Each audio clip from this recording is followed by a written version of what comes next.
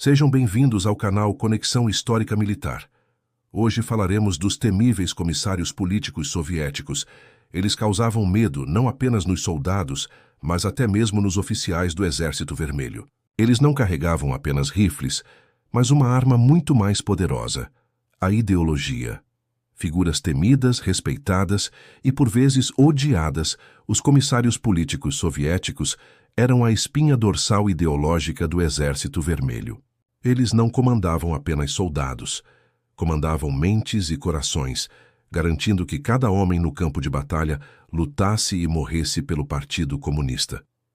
Hoje, vamos desvendar a história desses engenheiros da alma, que moldaram o destino da União Soviética com uma mistura de fé, propaganda e terror. A origem dos comissários políticos. Tudo começou nas cinzas do Império Russo, logo após a Revolução de Outubro de 1917. O novo governo bolchevique, liderado por Vladimir Lenin, estava cercado de inimigos. Para sobreviver, precisava de um exército leal. Mas muitos dos oficiais experientes vinham do antigo regime czarista e não eram confiáveis. Como garantir que eles não trairiam a causa comunista? A resposta foi a criação do comissário político, um representante direto do Partido Comunista dentro de cada unidade militar. Foi estabelecido um sistema de duplo comando, onde o comandante militar e o comissário político tinham poder igual. O comandante cuidava da estratégia, mas o comissário tinha a palavra final, com autoridade para vetar ordens e até mesmo prender um oficial suspeito de traição. Durante a sangrenta Guerra Civil Russa, entre 1918 e 1921, o papel dos comissários foi central. Em um exército formado majoritariamente por camponeses analfabetos e desmotivados, eles eram a força motriz. Sua missão era aplicar uma disciplina de ferro, doutrinar os soldados nos princípios do marxismo-leninismo e inspirá-los a lutar pela revolução. O comissário não era apenas um supervisor, era um educador. Ele ensinava os soldados a ler e escrever, lia em voz alta os jornais do partido, como o Pravda, e transformava homens comuns, muitos sem qualquer convicção política, em soldados ideologicamente comprometidos. A vitória bolchevique na Guerra Civil consolidou a importância dessa figura. A era do terror stalinista. Com a ascensão de Joseph Stalin ao poder, o que era um sistema de controle ideológico se transformou em um instrumento de terror. O medo da traição e da conspiração tornou-se uma paranoia de Estado. E os comissários se tornaram os olhos e ouvidos de Stalin dentro do exército. Eles eram incentivados a vigiar e denunciar qualquer sinal de deslealdade, por menor que fosse. Durante os grandes expurgos militares da década de 1930, essa estrutura mostrou seu lado mais sombrio. Milhares de oficiais de alta patente, incluindo heróis da Guerra Civil como o Marechal Tukhachevsky, foram presos, torturados e executados com base em denúncias, muitas vezes forjadas, feitas por comissários. O clima de desconfiança era total. A lealdade ao partido passou a valer mais do que a competência militar. As promoções eram dadas a quem demonstrava maior fervor ideológico e não necessariamente a quem tinha maior habilidade tática. O Exército Vermelho se tornou um exército profundamente ideológico, onde sessões de doutrinação política, palestras e propaganda eram tão rotineiras quanto o treinamento com armas. Cada soldado era constantemente lembrado de que sua vida pertencia ao partido e a Stalin. A prova de fogo, Operação Barbarossa. Em 22 de junho de 1941, a Alemanha nazista lançou a Operação Barbarossa, a maior invasão militar da história. As primeiras semanas foram um desastre para a União Soviética. O ataque surpresa expôs brutalmente as falhas do sistema de duplo comando. Em meio ao caos da Blitzkrieg alemã, as decisões precisavam ser rápidas e eficientes, mas a necessidade de aprovação do comissário político para cada ordem do comandante militar criava uma burocracia mortal.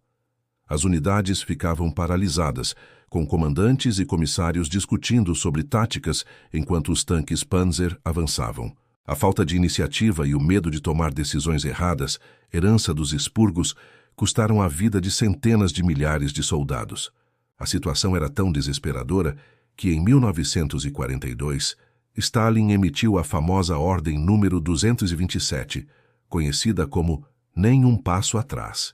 A ordem proibia qualquer recuo sem autorização direta do alto comando e estabelecia a criação de unidades de bloqueio na retaguarda com a missão de metralhar qualquer soldado que tentasse fugir.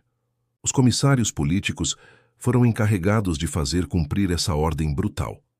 Eles se tornaram a personificação da disciplina implacável, com o poder de executar covardes e desertores no local. Foi na Batalha de Stalingrado que a atuação ideológica atingiu seu auge. Os comissários lideraram pelo exemplo, organizando a resistência, lutando na linha de frente e, muitas vezes, morrendo em ataques suicidas gritando «Pela pátria! Por Stalin!». A propaganda soviética transformou muitos deles em heróis e mártires, símbolos da indomável vontade de resistir. Apesar do heroísmo em Stalingrado, a liderança soviética reconheceu que o sistema de duplo comando era insustentável.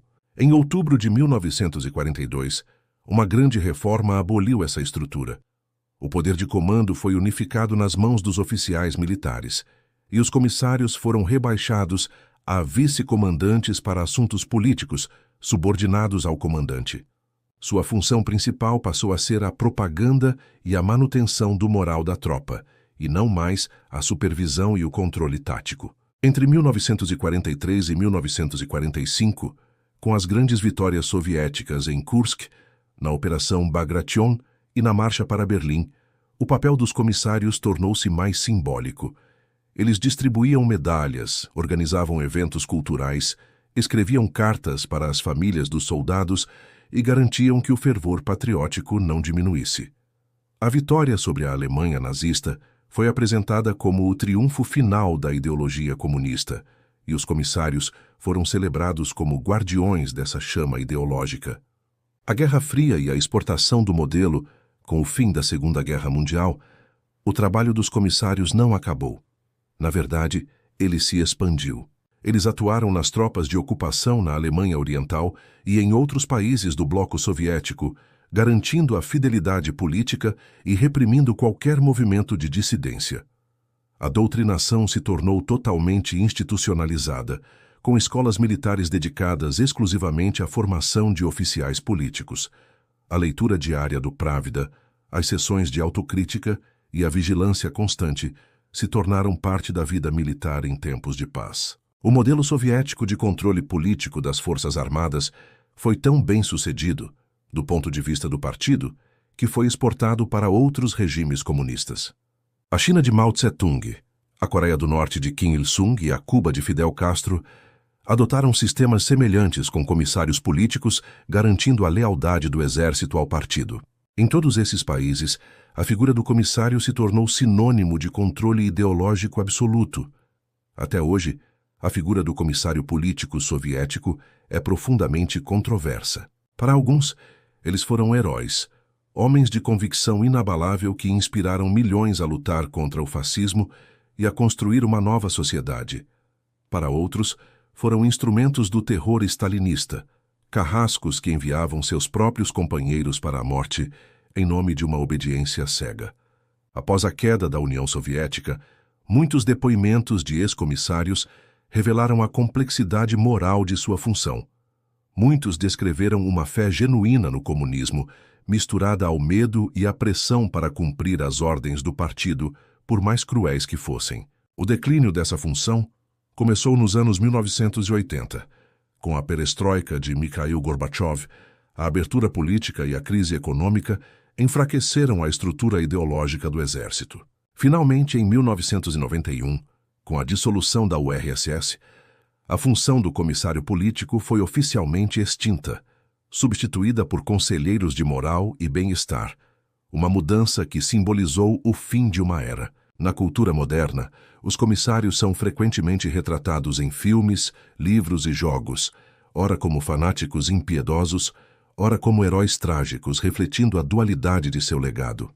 Em síntese, os comissários políticos soviéticos foram uma das experiências mais radicais de politização de um exército na história. Eles foram, de fato, engenheiros da alma, usando uma combinação de fé, medo, educação e propaganda para forjar um exército leal não a uma nação, mas a uma ideologia.